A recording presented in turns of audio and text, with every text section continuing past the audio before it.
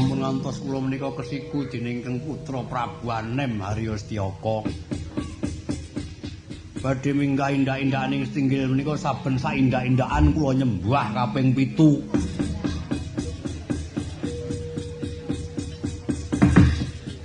Sareng sampun dumugi pelataraning Stinggil ingkang putra Gedangkrang Siniwaka. Wah anggen kula mlampah menika lampah diadap anaraga ngekapadya. Sekedhap ndodok, sekedhap kula mbrangkang sampun ngantos kula menika kelepatan. Kula menika matur kathah-kathah bilih paduka badhe tedhak ing negari Ndrawati. Lah kok Raden Setyaka menika wis genah wa Prabu Rawuh rene genar njukuk bandane Kanjeng Rama. Lho.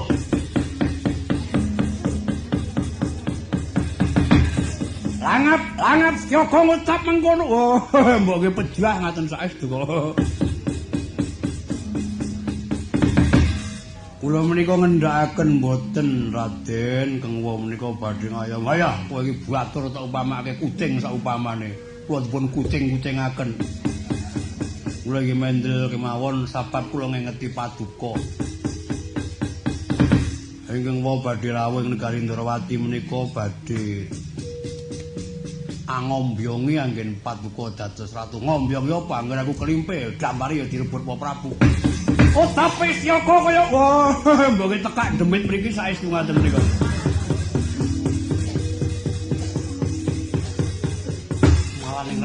Kakak kuwi panuks manik dacalanan. Weh manggen rumiyin. Mboten semar sangkaning bilahi.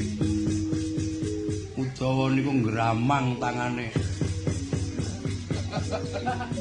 Patih tangane kok ngramang kaya tinggi. Belum no kraos lungguhe usil tangane ngramang. Kula dipun tepeng tangan kula kalih kula pipataken Udawa Dawah. Dipun sikep bangkean kula Udawa kula sikut menyonyo bathukipun.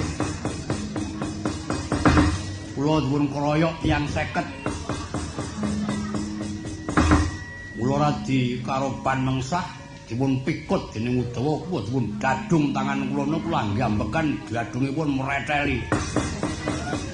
Aku percaya mapan kowe patih Mandura langge kok dadi aduh yo. Nangis kok kanthi lali aku aduh yo. Patih tangane kok ngramang. Ora patih kentong alu, ngramang.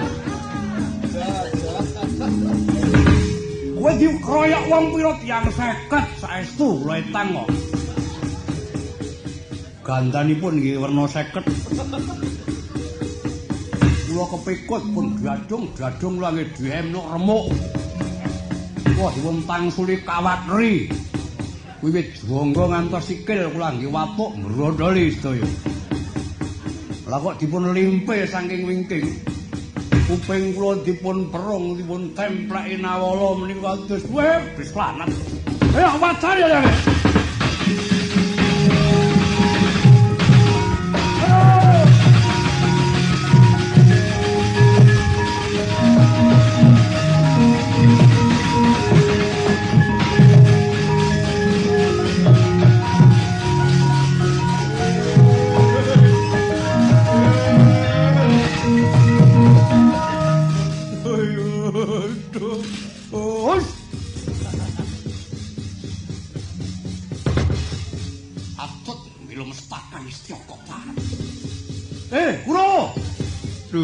Lho. Yen jeneng ingsun pribadi kang nyariyani. Oh, lamun kadul. Cobanen kaya ngapa kridaning Setyaka mengko yen pancen gagal wigasan karya mungsuhe aku iki. Diko.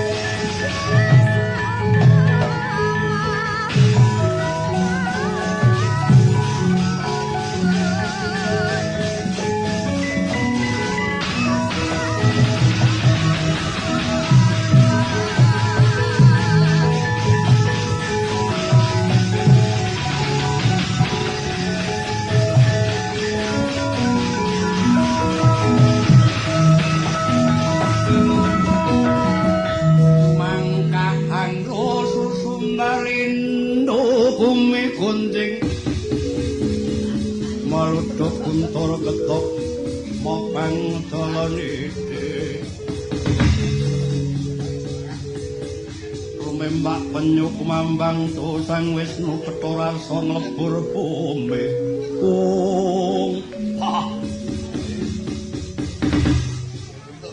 lha kok Gusti Akine sing maju dudu Tiyaka